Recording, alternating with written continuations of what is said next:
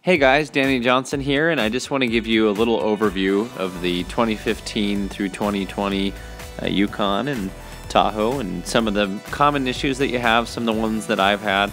And I bought this one used, of course. It was a 2015, and one of the first problems I had was with the 22-inch wheels. You see, these are 18s with a nice big thick sidewall.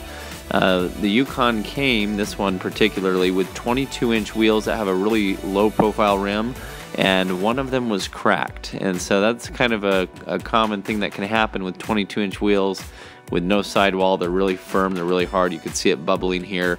And so ultimately I was actually happier, and so was my wife, when we went to the GMC Sierra AT4 wheels, because it's an off-road tire with a really thick sidewall. The overall tire is the same exact size from top to bottom, so it doesn't affect your speedometer or anything, but you have a much smoother ride and less likelihood of cracking a rim. So that's something to keep in mind. We had a cracked rim with the 22-inch wheels. Otherwise, it was doing pretty well exterior. We'll get into some of the trim in that a little bit later, but the next thing I wanted to talk about is a very common issue with these is if you have the LED taillights, they tend to go out. And it's not the LEDs themselves, it's actually the circuit board on the back side. And I have a full video showing how to fix this. It's very simple. As you see this little metal piece here that's on the back side of the taillight, if you look towards the bottom, they develop a hairline crack, and once that crack forms, the circuit is no longer connected, and so the taillight will not work. So as you see here, as I'm barely pushing on it just right to get it to touch, the taillight works, and it'll go on and off. You'll see videos where people push on the taillight and it works and then doesn't. And it's as simple as cutting away the back of the taillight here and soldering it. And I have a full video that I'll put in the video description on how to fix that. And there's also a recall on it for certain years. Anyway, very simple fix. It's really not that bad if you have time to do a little project. The engine is fantastic. It's 420 horsepower, 460 pound-feet of torque. However, with the cylinder deactivation, there has been some lifter issues that have been complained about near the 100,000 mile mark. And in many cases that's covered under warranty. Otherwise, you do get very good fuel economy when it goes into its V4 mode. It's only firing on 4 of the cylinders, and so you're averaging into the 20s on the highway and 17 or so around town, depending on if you drive with cruise control on or something. So it's actually beneficial in a lot of ways, just needs a little work on that system. And the air conditioning condenser, which is like a radiator that's up front, has had some issues with these. In fact, it was broken when I got it. The dealership did fix it before I got it, but basically it hangs on its own weight and cracks, so you need a bracket for that. So you don't want that AC condenser hanging by its own weight how it was designed. It's kind of a poor design, so I plan to make a video on that in the future, just so that I can show you and make sure mine's not doing it again. But usually about 50,000 miles hanging by its own weight, it just cracks and then the AC goes out. But the AC system otherwise is very, very good.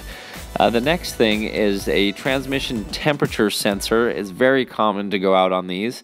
And again, it's a somewhat simple fix for this. You'll get P0711 for the code, and that's how you'll know it's bad. And basically you can get some hard shifts and you feel like the transmission's slipping, but very simple fix on that one too. You'll notice that the transmission temperature does not work if you have that option when you click over to it when you hit tow haul, and buying the correct harness will fix it. And it's as simple as dropping the pan and putting this whole new harness in. Since the temperature sensor is on this harness, it's actually right here towards the bottom. That's the temperature sensor for the transmission, so you do have to change the whole harness, but it's really simple to do. I have a full video that I'll put in the description as well. It's as simple as unplugging it, plugging it back in, cleaning out the pan, which is a good chance to drop the transmission pan anyway in the filter, as you'll see in the video, and get some new fresh fluid in there to help some of the stiff shifts. And so that's been some complaints, is some hard shifts and some noise, but it's really a simple fix if you put the new harness in, at least in my situation here. And so again, it's one of those things that you can do on your own if it's not under warranty. and simple fix, but a very, very common problem, and mine ended up having it, and now it's good. So again, video link in the description, check the video description. Other than that, you're really going to enjoy how it drives. It's a really nice SUV, and so getting more back into the trim again. If you go over here, you'll notice these pieces kind of start to come up a little bit, and it's on the back doors and the front doors, so that that trim just kind of flaps around.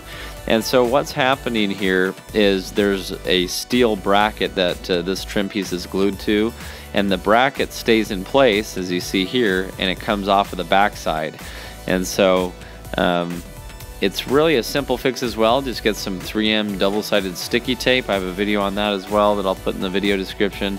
And so just cut yourself off a nice little piece of this, and just put it up onto that bracket, and just hold it in place, and it's going to do the trick. So very, again, common problem, very simple fix, just kind of an annoyance, but it's really not that bad. Here's mine. I fixed it a little while back, and it's still good as new here. So very simple thing to consider. The next thing, you do have the rear hatch as it opens and closes. Sometimes that motor wears out. It's an automatic thing. When you put your foot under it or you hit the keyless entry, it will open. So those motors tend to go out, and you just change the strut that's motorized, and you're good to go after that. You do have to watch out when you're at a car wash and whatnot. If you're outside the vehicle, you'll notice that tailgate opens up just by spraying water underneath it. So not really a common issue, but just kind of something that happens with it, and you can disable that by hitting a button so it won't open on its own. This rearview mirror is very flimsy. I was very disappointed in it. I don't know if the windshield was replaced at one time or something, but in this case I go to adjust it, and it's very loose, and so you kind of have to push up until it's not loose and then try moving it around, so it's kind of an issue there. The next thing that I wanted to note here is the technology package. So you have to pay for it monthly, and so once that subscription ends with the car at whatever mileage it is, you don't have it anymore. So you have a worthless navigation, and that's kind of interesting. Also, the temperature gauge every once in a while showing you the outside temperature has kind of gone on the fritz. But anyway, it's a very reliable SUV. Otherwise, I really enjoy the utility of it. I enjoy, it's perfect for my daughter and car seats and all those fun things. And another common issue are the motor mounts. I heard that they go out pretty often, and mine was actually replaced before I bought it. As I saw, they had also had a problem with the oil pan gasket leaking, so at that time they fixed the oil pan gasket and put new motor mounts in it. So I really haven't had any issues, but I understand it's a common issue. So I just wanted to give you kind of a heads up if it's something that you're looking into. There will be a lot of small issues, but mainly you push the button, it starts every time.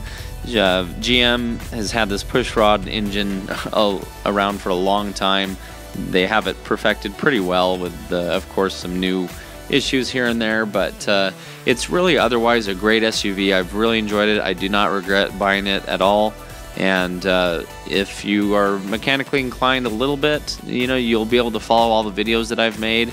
And that's why I was okay buying it, because I knew it would have small issues here and there, but I figured it would be a great opportunity for me to make videos and help everybody else out who's buying one to fix these little issues on their own. Some of them are covered under warranty, some aren't, just depending on the mileage and the year that you buy. And just in the end, I think you really would enjoy it, as long as you're okay with these little items that I've brought up and willing to fix them on your own. So check out all these videos that I've made. You'll get very familiar with the SUV, and you'll decide after the videos whether it's something that you're going to enjoy having, whether you're okay working on little things here and there. And also, I have a pretty long, in-depth video covering quite a few things on it, if you want to see that video as well. So anyway, thanks for watching, and put in the comments any questions that you have. All in all, I think they're great SUVs. They're built to last a long time. They do have their ups and downs, just like any car on the market these days. And so Anyway, let me know if you have any questions. Thanks for watching.